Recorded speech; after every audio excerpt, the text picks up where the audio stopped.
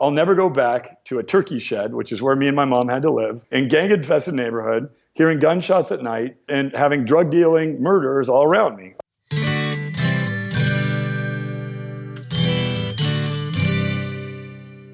My name is Dan J. Gregory, and I am committed to hunting down the secrets of business mastery and human performance. My goal for the Unstoppable podcast is to share insights from some of the most successful entrepreneurs, inspiring thought leaders, world-class athletes, and prominent celebrities to help you to become unstoppable in business and life. Each week, I'll be bringing you a new interview with an inspiring person and sharing my own results as I pursue the answers to the question, how can I create the ultimate edge in my business, make a significant impact, and live an extraordinary life?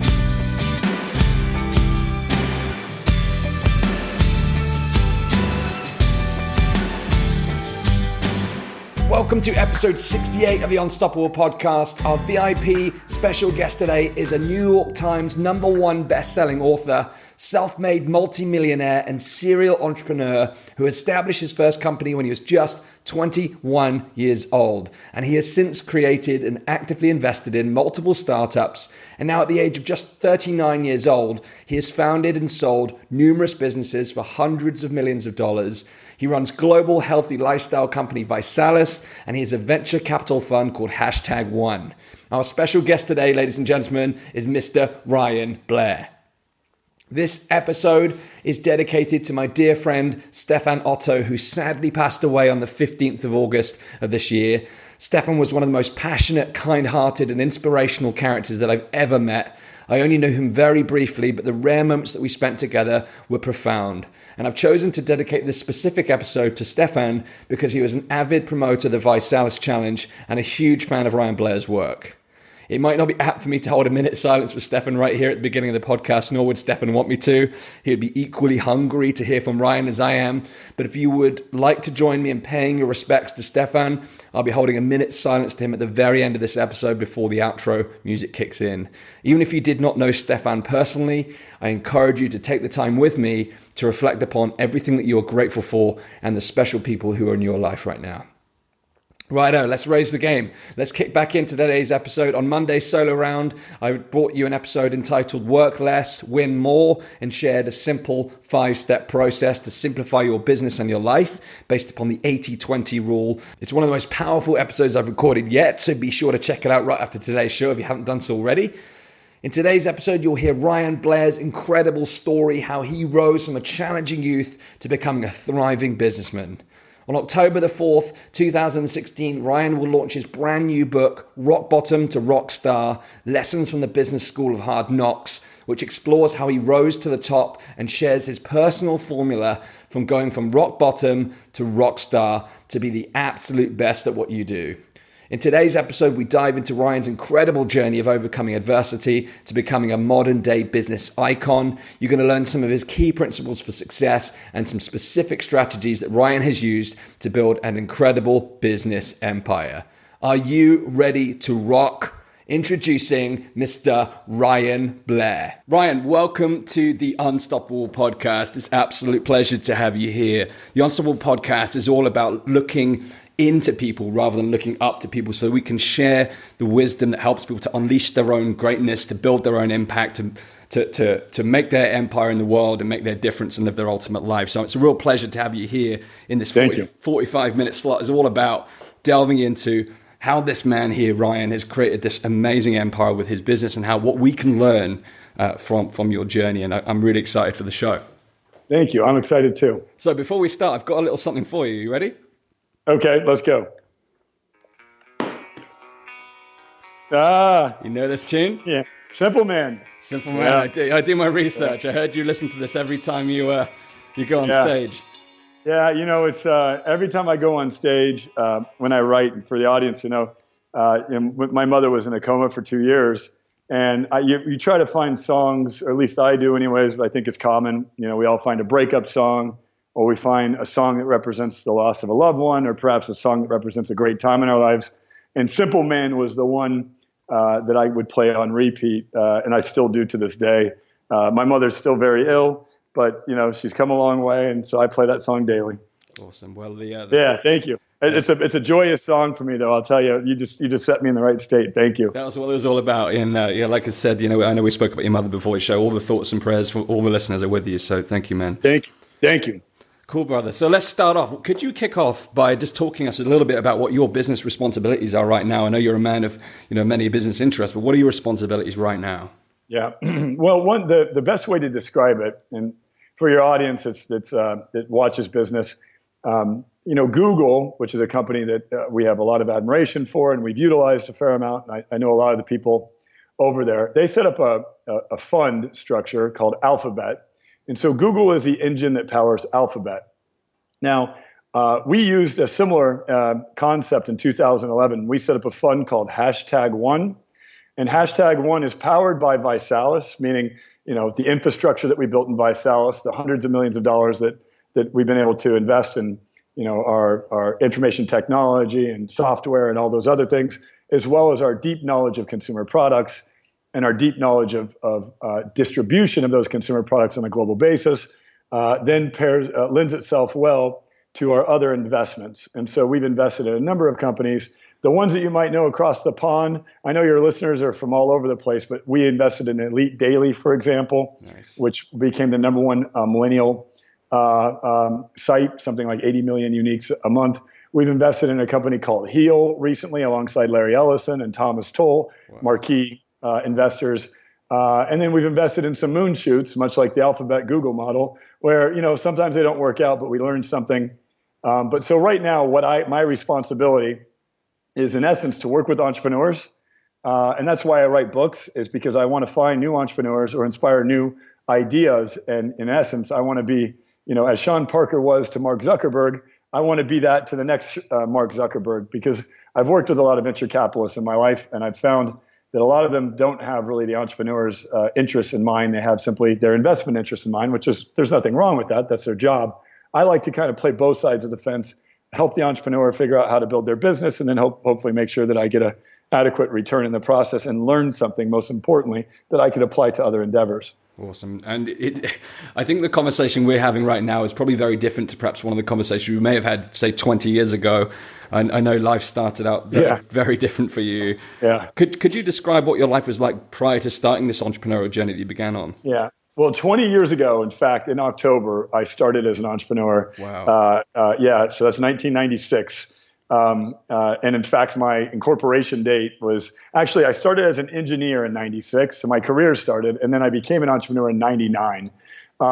So for those of you on the phone here that don't know my story, when I was a kid, I'll go way back. My father was an engineer, a brilliant person. He really had a huge appetite for reading, and he was wicked intelligent. But he was also a veteran in the Vietnam War, and him and his twin brother, my uncle and my father were Purple Heart injured veterans, and they had a lot of emotional damages as a result of it. My father took those damages to the extreme. I'm not an excuse-driven person, but he left the family at 13 years old. I'm the youngest of 6.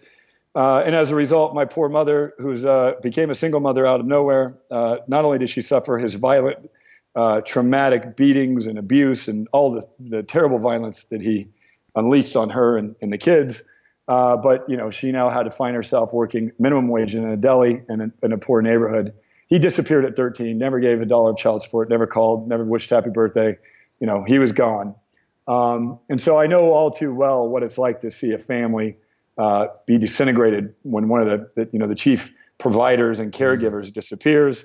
And we were in the middle class. And so in the middle class as a kid, I valued things like the toys I got at Christmas, the new bike that I wanted, the new clothes for school year. I valued the house that we lived in. I valued my friendships that were on the block. I valued being able to play basketball in the front yard, being able to kick a soccer ball down the street, or you guys call it football over there. Right. So, all those little middle-class values were ripped away from me. And next thing you know, I'm in poverty. Mm. My sister, my nearest sibling, she's 5 years older than I am. She was heavily involved in gang activity. Her father, which was a different father than my father, is a Latin individual. And we were smack dab in a Latin community after we went into poverty. My sister joined the gang. Her best friend, Jennifer Jordan, my first crush, was murdered in a drive-by shooting. The next thing you know, at 14 years old, I'm being forced into a gang in a retaliatory effort, and in an effort to protect ourselves, because drive-bys were happening on our street. For those of you not familiar, drive-by shooting is something that became very prominent in the gang culture of the early 90s, especially in Los Angeles, which is where I grew up. I was born in Torrance and grew up in Ventura County, which is just about 30 minutes outside of the heart of Los Angeles. And gang culture spread everywhere. There was lots of violence, lots of murders, and lots of crime. That said, I wasn't a violent person. I wasn't a murderous person. I was raised very spiritually by my grandmother. Up until the day my father left, I'd never even thought about doing any of the things or being involved with any of the characters that I was literally forced to be involved with. But my racket was stealing computers, and I had to learn how to program them. And it turned out, as fate would have it, or if you're spiritual or not, learning to program computers in the early 90s became a great profession in the mid and late 90s, and now it's an even greater profession. And so by the grace of God, I got these skills that I was a high school dropout, but I knew computer sciences better than any of the teachers, because they had yet to even have computers in the classroom at that point. Nice. And I loved it. And so I having gone through the gang environment, I ended up getting in a lot of trouble for theft. Ended up facing a 4-year sentence, and I wrote to a judge named Judge Perrin, and I remember writing it over and over. Now, those of you who don't know who I am or know my background, I have ADD, I have dyslexia. I was held back in the second grade. I was never considered a good student by any means whatsoever.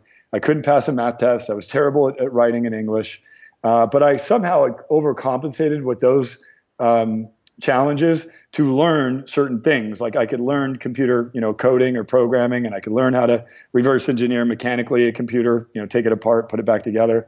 And I also learned how to articulate at an interesting pace, because I wasn't using a pen, or I wasn't using, traditional ways. I would just retain it auditorily. And so I basically wrote to the judge 100 letters, had the wardens and the caregivers inside the juvenile detention facility. I don't know if you call them caregivers, or the people that were there to babysit us. And keep us from killing each other. They helped me correct it, and then I presented it to the judge. And the judge said, "Ryan, you should be writing in college, not in prison." And when that happened, I thought to myself, maybe I am a writer. Maybe I could be a writer. Maybe I could go to college. And that became, a journey for me, or the beginning of it, where I said, I don't want to go to prison for the rest of my life. I just got leniency, and the deal I had made with the judge was I won't be back in front of him. And he told me, you better honor that deal, or you're going away, buddy. And from that point forward, I started writing. And everything that I do now is a product of that. Like I write business plans, I write job descriptions, I write stories, and I write books, and I write documentary films. I mean, I write all kinds of things. Wow. So that's kind of the long and short of it, and how I got to where I am today. Awesome. Yeah. I want to explore a bit further in terms, because everyone's background shapes them in different ways. And I know you speak about, finding the advantages from the adversity. So from some of those early challenges that you had, what are some of the advantages you've taken forward with you? Because, there's many people who've probably had similar backgrounds to yourself, but they've gone a very different path. And, you've gone on to excel and achieve at the highest level, the elite level. So what are some of the things that you've taken from that kind of environment forward into your life that's been a positive advantage? Yeah. Well, so I guess for one, when you're faced with major traumas, you have to develop different skills and coping skills for one. But and sometimes people don't. Like I through trial and error and process of elimination, I've got to where I am today. So it's not a matter of, I'm some gifted person. In fact, the way I think, for example, is probably a lot differently than the way other people think. And the way I think would not serve necessarily everyone, right? Like, in many cases, like Elon Musk, for example, he often says that the way he thinks and the way he acts doesn't necessarily is not very conducive to relationships, for example. Right. So there's plenty of pros and cons to everything. I think the number one learning I've learned is you just got to figure out what you're really what you're good at, what you love.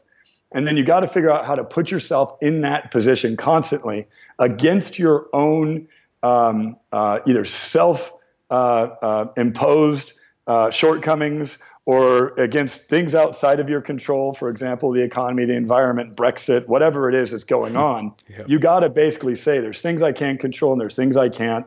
And the things you can control, you got to get good at how you control them. And for example, having gone through a lot of adversity, I had a real simple belief system in starting my businesses, which was I'll never go back to a turkey shed, which is where me and my mom had to live, in a gang-infested neighborhood, hearing gunshots at night, and having drug dealing, murders all around me. Like I knew if I failed at business, that's why I titled my book "Nothing to Lose." Worst case scenario, I'm living in an apartment somewhere in a relatively safe neighborhood. Best case scenario, I'm living in a mansion in the Hollywood Hills. And so, I just realized that I had nothing to lose. I had everything to gain. And that was one of the positive, attitudes and mindsets and belief systems that I adopted. Now, I'll tell you, after I became wealthy, it's a lot easier said than done to have a nothing to lose mindset once you've got some money, or once you're firmly in the middle class, for example. It's hard to say, you know what, I'll risk this house and I'll risk it all in order to start a business. So I've learned a lot along the way, and I've got lots to teach and share. And that's why I love what I do, is I get to teach people based on my unique experiences. Awesome. So when you had that, you spoke about having that time where, you had the computers and you learned the coding. Yeah. When did it become apparent? What inspired you that you were going to become an entrepreneur? When did you make that decision? Yeah, that's a great question. So I got a job I wanted to get a job in a data center, and I applied for it, and they said I didn't have the skills for it yet. And so they gave me a job in the call center of the company. And I would, peek. I'd see the guys and observe the guys that were working in the data center, and I would try to meet them and talk to them. And of course, these were all very stuck-up technical people that did not want to talk to the call center employees. But that said, I'd probe them, I'd ask questions, and I'd get books from the data center and I'd read them, and I'd try to master the subject of computer science as best I could at that time. Now, bear in mind, this is 1996. And so, the whole world that we live in today had yet to be constructed. There was no broadband wireless. There was no high-speed internet. The internet was just brand new. People were not communicating on email addresses. There was no SMS. Cell phones were a luxury at that. Most people did not have them. So this entire 20-year journey in my career and all the infrastructure that's been supported was not there. I was asked to, after I got, from the call center, I went to the data center. I had leadership skills, though, because when you run a gang and you're in a gang, you learn how to lead people. Yeah. So I had these skills where one of the things that I learned is, and I took a test called Strength Finder not too long ago, and I'm not affiliated with them whatsoever. I don't make money by promoting this for your audience to hear, but it gives you an assessment of your strengths. And one of my strengths is command, which means taking command of a situation. And when you have a data center, for example, where servers are crashing and companies losing thousands of dollars an hour, and the power's out, which at that time we had computers crashed all the time. The power would go out all the time because infrastructure to support massive amounts of computers had yet to really be established in the best practices thereof. So in essence, I would take command, and by taking command of the situation and using a real triage approach, like to use a doctor analogy, if the patient's bleeding, somebody put their finger in the hole now, and then we'll figure out why the patient's bleeding, right? Yeah.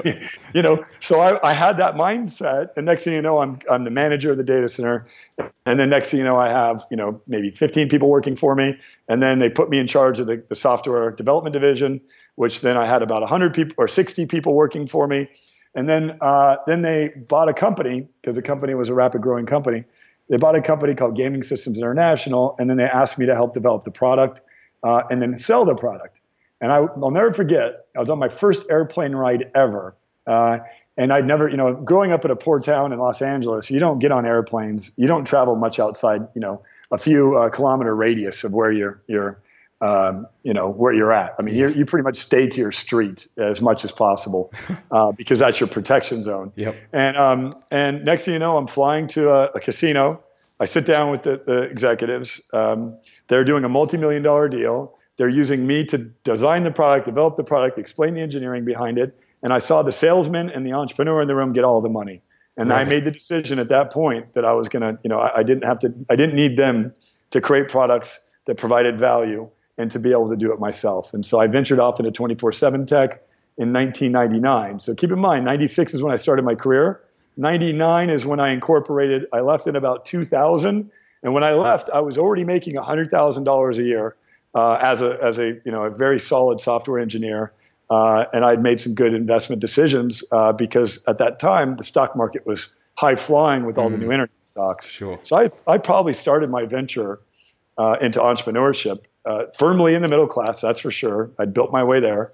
And I just basically said, if I could get there in 3 to 5 years, I'll risk it all and see if I can get past it. Because I always thought the middle class was the scariest place, having had it ripped away from me. Yeah. So when you started that first business, were you all in then? Was that your path laid out? Were you committed to becoming an entrepreneur at that point, or was it I'm gonna try this because what I've seen is these guys are taking all the cash and there's an opportunity for me here? Yeah. I did it at night. I built my business plan in the hours at night. Now, I used to be a sports fanatic. I would watch sports every Sunday, every day I possibly could. And I realized, hey, this is me watching other people make money. So I'm going to shut off the TV. I'm going to shut off sports, and I'm going to sit in my office, my home office at that time, and I'm going to whiteboard it out with these cheesy whiteboards everywhere. I mean, it was like, you should have seen it. It was not pretty. And I'm just going to write a business plan, and I had no idea how to do that. So I started asking people for help. I found a few people that would give me pointers. I bought some books on the subject. And my first business plan, looking at it today, I was green. The expression about being less than sophisticated. But I wrote it. I got in front of people, and I continued to take meetings and try to build it. I also knew that I saved up 6 months in the bank. And so my thought process was, once I get myself to full-time income, and I think at the time I needed to make $4,000 to $5,000 a month net US in order for me to be able to quit my job and do this full-time. And I needed to have at least 6 months saved up. In the event that I got it wrong, I'd have 6 months to get there, and then I could go get another job in the event that that my business failed. So it wasn't an epiphany where I knew I was going to be Mozart and I just basically started playing the piano. That wasn't the case. It was more of I had a plan. I took a very conservative step in the right direction. And then once I took that step, I didn't look back.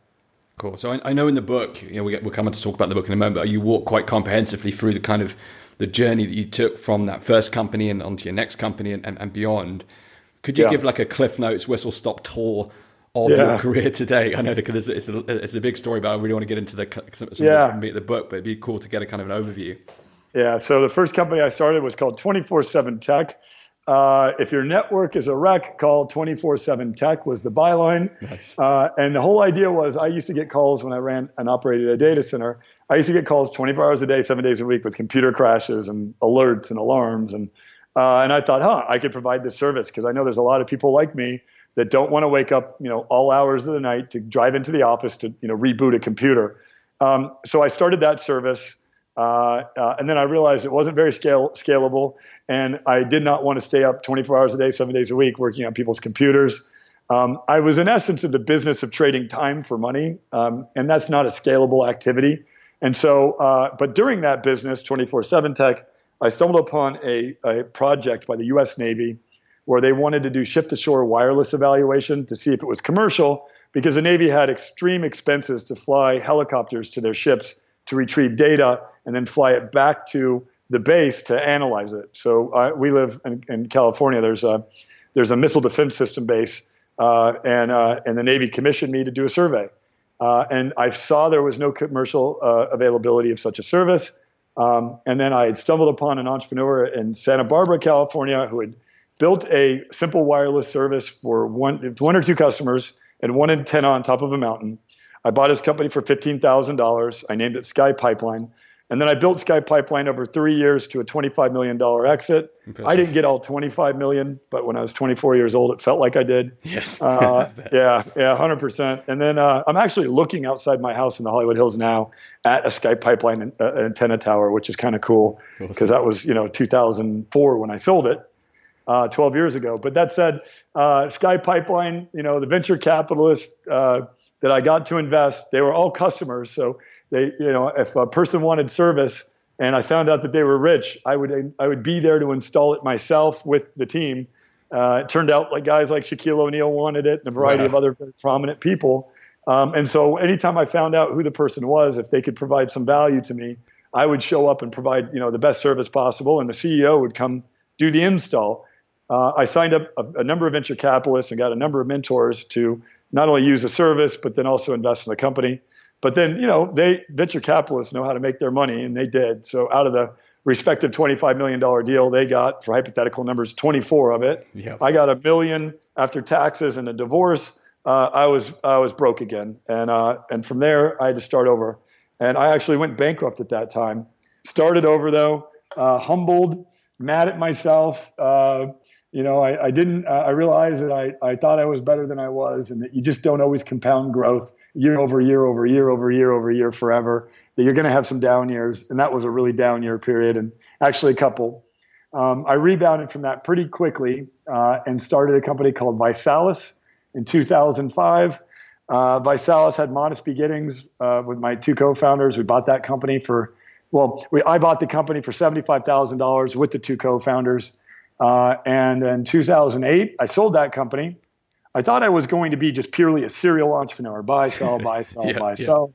In 2008, I sold it. It was August. The recession hit in 2009. I sold it in a $32.5 million deal in 2008.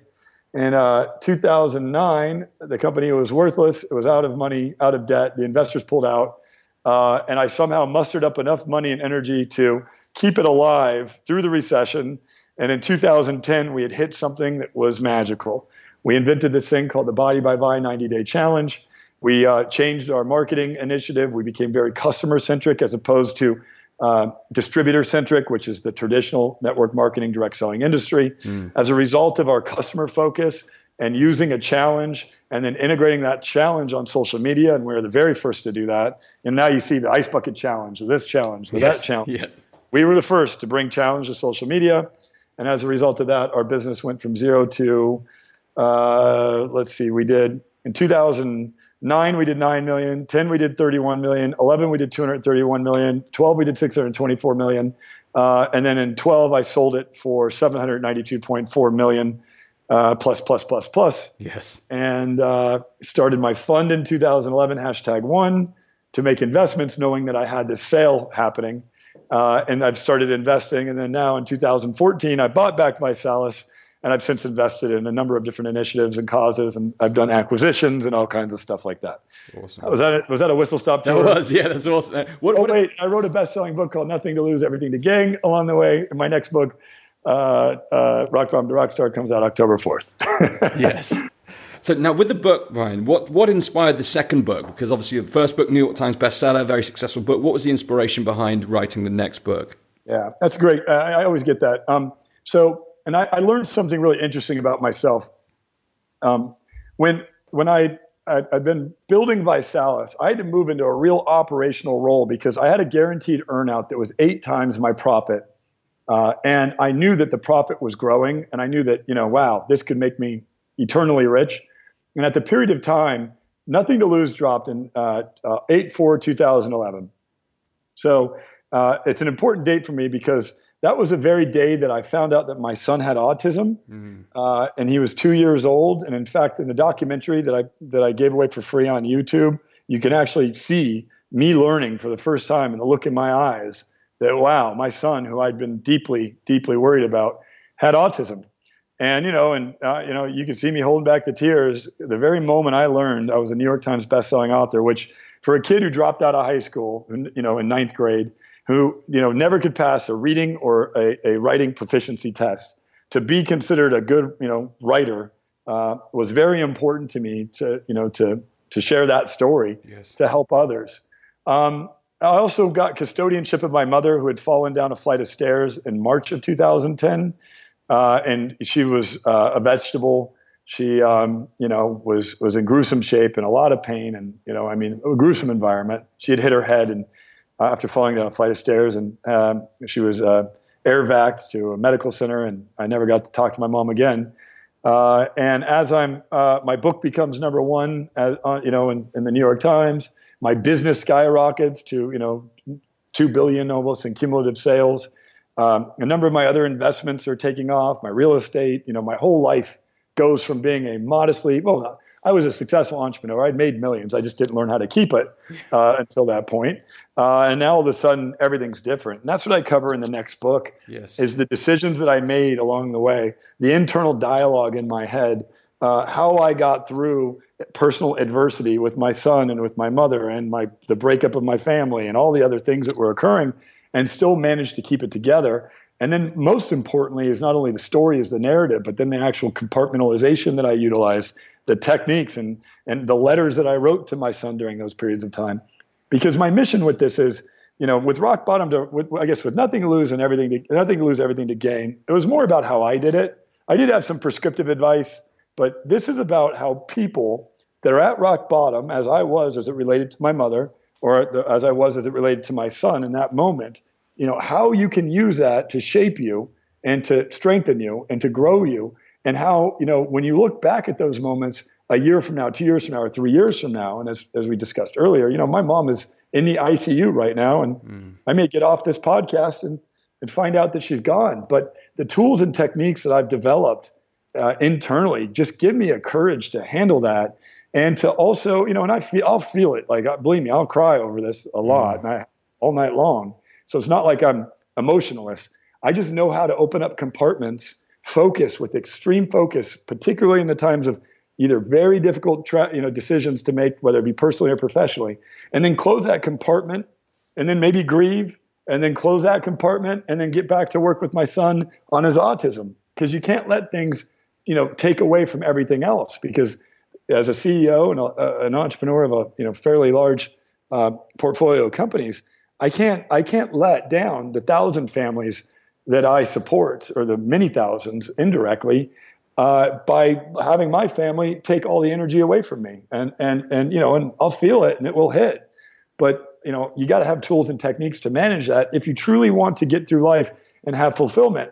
And the reason why is because every one of us is going to get hit with a rock bottom moment as it relates to some family member or something, either self-imposed or otherwise. We have no choice, especially in an uncertain environment like we have right now with terrorism and all the things that we're enduring. It's like, it's going to happen. It's going to happen to a lot of us. And so we might as well build the skills. We might as well build the belief systems and build the value systems that when that does happen, we're going to let this strengthen us and not let it take us off. It sounds like that command center, that strength, that superpower of yours is really been a critical component to be able to deal with some of those challenges. Yeah. Yeah, it is. But, I'll tell you, it's not easy. It's easy for me to get on this phone here and talk about the prescriptive advice I have on it. It starts with a single fundamental belief system, and that is that what weakens you strengthens you. I'll use the analogy. It's, I work out a ton. I own a health and fitness company. In the event that, when you look at a muscle, you have to tear it down in order to strengthen it up. And when you tear it down, you have to tear it down correctly. And then you have to build it up, and you have to heal it. But when it heals, it'll be stronger. The same analogy holds true for a broken bone. If you break a bone and you heal it correctly, it'll be stronger in the place that it broke. But you got to heal it correctly. And that's the key. And that's, it's what I write about. Yes. And the way you find that strength from those weaknesses is really, really inspiring. Thank you. We've talked about some of the kind of rock bottom moments. I'm sure you've had some relative rock star moments as well. Would you mind sharing some of your rock star moments? Yeah, well, and I write about this stuff in the book, and there's some, I'm not the type of person, like if you follow me on social media, I'm not, occasionally you'll see something I'm proud of, like my house or a piece of art or something like that. Or a smart car. Yeah, or cars, something like that. Nice. And I'm very proud of what I've achieved, but I'm not attached to the materialism of it. I just bought a cabin up in the mountains, and, half of me, last night we just completed the plans for it. Give you an idea, it's millions of miles as far as the eye could see of just woods and forest and wildlife and everything else. And I've got a writer's cabin on top of a mountain. Nice. And so I'm just as happy there as I am, in a mansion in the Hollywood Hills or wherever else I find myself. The rock star moments for me There's a lot of them that I write about in the book and I write about them because I don't want you to make the same mistakes I've made. Like, for example, a Rockstar moment was buying a Challenger 300, $30 million private jet, right? And then the rock bottom moment was when I had to sell it when I bought back my company, because I realized that that didn't pay the bills. That wasn't going to, be a wise investment. Me spending $8,000 an hour or actually it's $6,000 a flight hour, roughly all in order for me to travel, did not make any sense in comparison to a first class seat, for example, which would cost me, $200 an hour, or whatever the number is. So there's a lot of mistakes that I made, both financially as a rock star, and then there's some that I made personally. When you have massive success, and for example, in 2012, and I share the story in the book, I sold out American Airlines Arena in Miami, which is a big arena, 18,800 tickets sold, and it was my birthday, July 14th, the day of it. I walk out on stage, the crowd erupts into happy birthday. And, and it didn't really matter what I said after that. They loved me. The speech was great. Everybody was happy. I didn't have to prepare. And I walked off the stage, kind of dropped the mic, thank you very much, and then could do whatever I wanted. Now, that's not how a rock star should behave. A rock star should prepare. A rock star should, I've recently got to observe Madonna, obviously the rock star. Yep. I mean, she is disciplined. She is a perfectionist. She cares about her art. And I realized I was becoming the rock star that I didn't want to become, which is the one that, that is just, taking it for granted and not practicing my art, not really focused on my profession, because momentum and all the other things had done all the work for me. Now that will fade. You will not always have, like I did, 36 months of double-digit compounded growth into $1 billion, worth of deals, right? Like that doesn't happen forever continuously. You got to be prepared for down hands, and you also got to humble yourself. And so there's a lot of things I write about Rockstar-wise where I do it as a advice what not to do, which is my writing style, and Nothing to Lose. I had a chapter called $1 Million Mistakes. And in Rock Bottom to Rockstar, I talk about some of my $100 million mistakes now. Wow. So there's a couple of things I really want to get before we go. Let's do it. I've watched it. I know I've been following your journey for some time. I was even part of ViSalus for a little while. I've got a lot of good friends in the company. And I watched the documentary, and it's really interesting watching the reactions to all the different scenarios. But there's one in particular I picked up was when the first book came out, and you were number 2 on the New York Times bestseller list. It's like, right, that's not good enough. I need number 1. Yeah. They had that ferocious competitive drive, insatiable competitive drive, and I was like, I need to find out where that comes from. So could you describe what creates that kind of hyper competitive drive within you? Yeah, there's a few things by it, but the root of competition is generally insecurity. And the insecurity is, for example, or at least for me anyways, I don't wake up and say, hey, I'm better than that person, I'm going to go beat him. My objective isn't to beat somebody. It's generally looking myself in the mirror and saying, I'm not doing enough. I'm not good enough. I'm not strong enough. I'm not making the best decisions. I'm not surrounding myself with the best people, whatever the case is. I didn't plan ahead enough. I have a lot of weaknesses, that's for sure. So there's certain things that, when I show up to a book launch like I'm doing now, right as we speak, I'm sitting there saying, man, next time around, I'm going to do 100 times better because I didn't plan in advance, or I didn't have this vendor lined up to plan my bus tour, or I didn't have this, or I didn't have that. So, when the competitive spirit is innate in all of us, right? That's just the nature of human beings. Yes. You have to develop it. And then there also is weaknesses to competition. So every strength has a balcony where you're at your best, you're over that balcony and your strength is magnified times 10.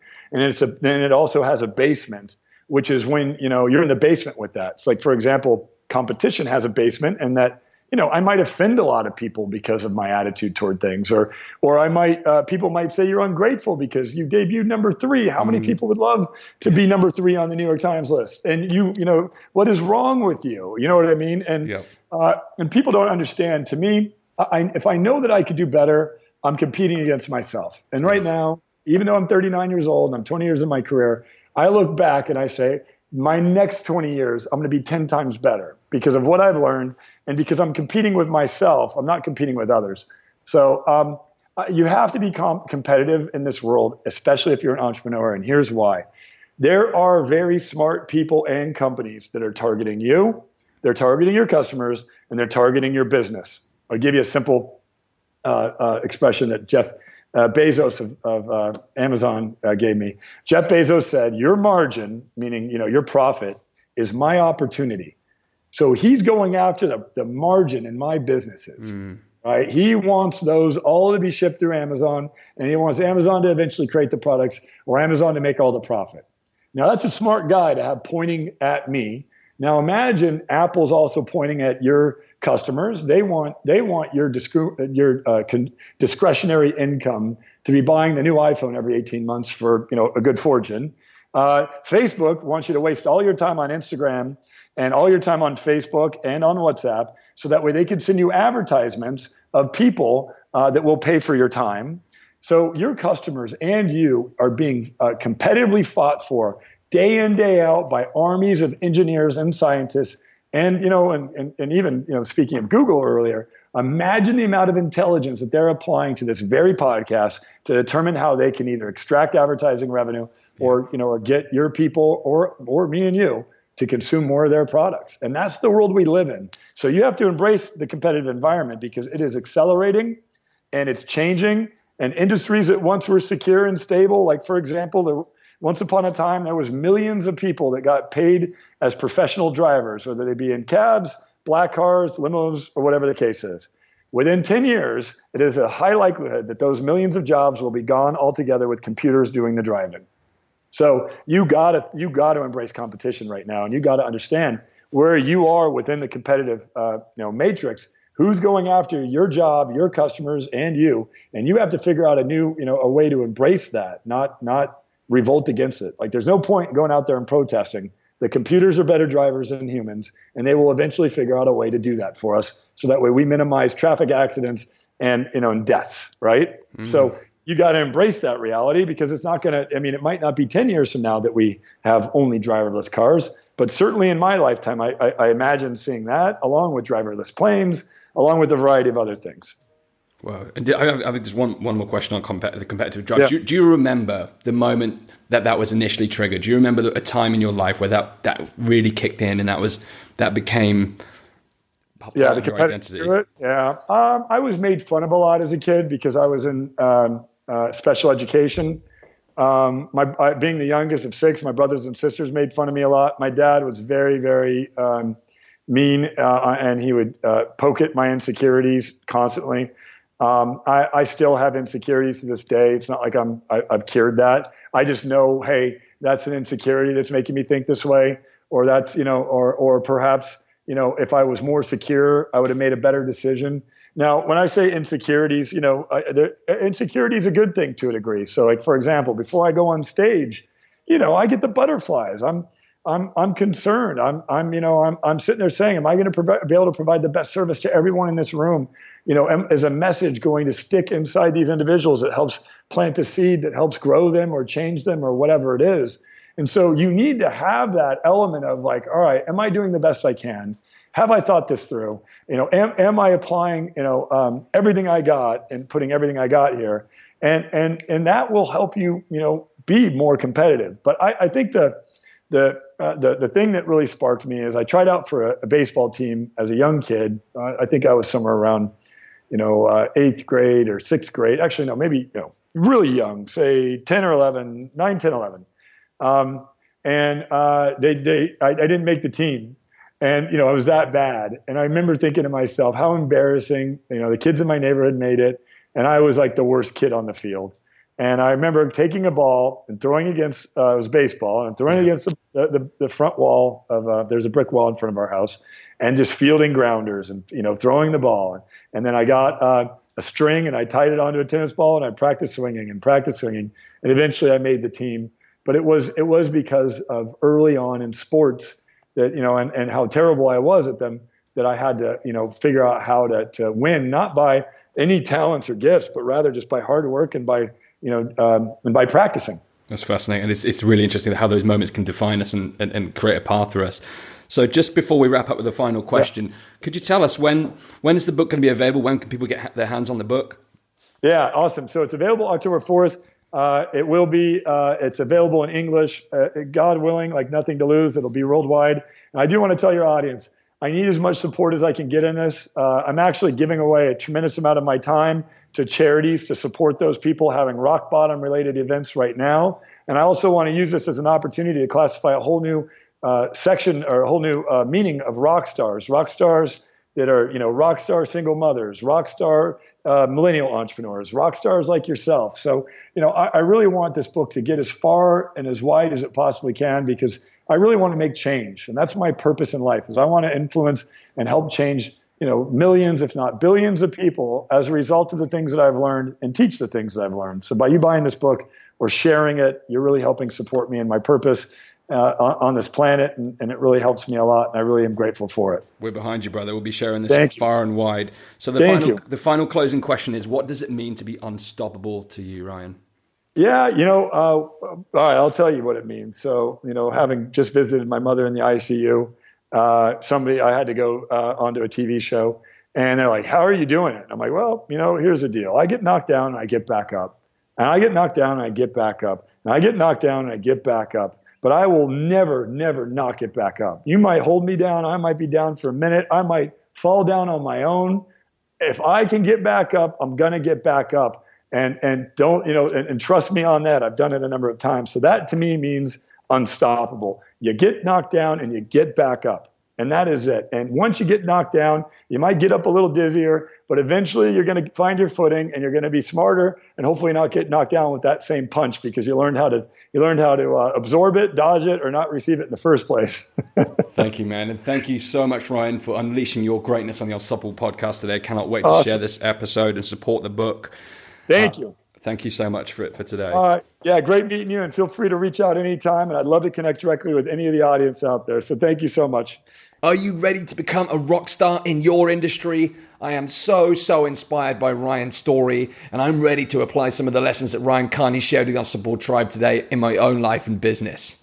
I was very fortunate to receive an advanced copy of Ryan's new book, Rock Bottom to Rockstar: Lessons from the Business School of Hard Knocks, which is released on October the 4th. And I can tell you it's absolutely mind-blowing. And I encourage you to get the book for yourself. Ryan has put together some amazing bonuses for those who pre-order the book. I've got no financial incentive for sharing this.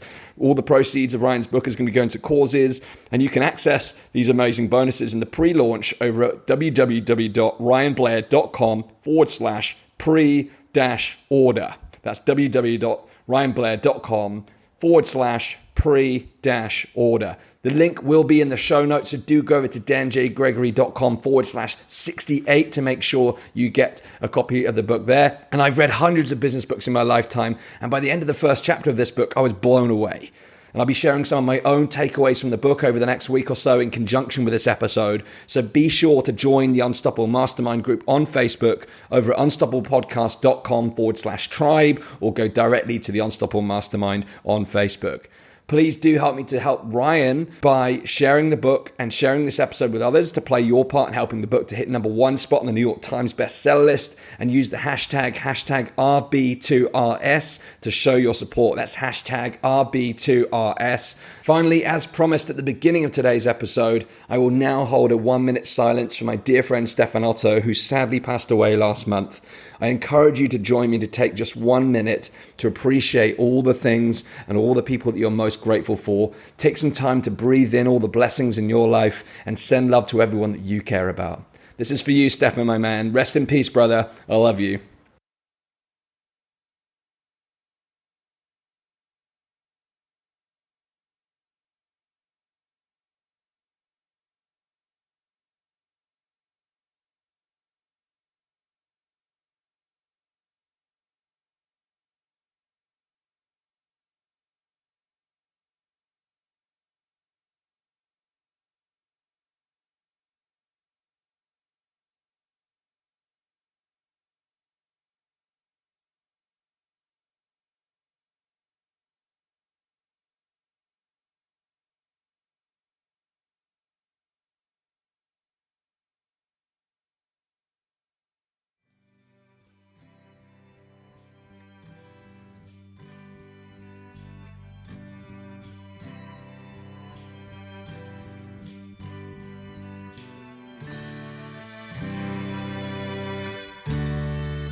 All right, folks, if you're still here, thank you so much for sharing the 1 minute silence. Until next time, go out there, unleash your greatness, build your empire, make your impact, and live your ultimate life. You are unstoppable.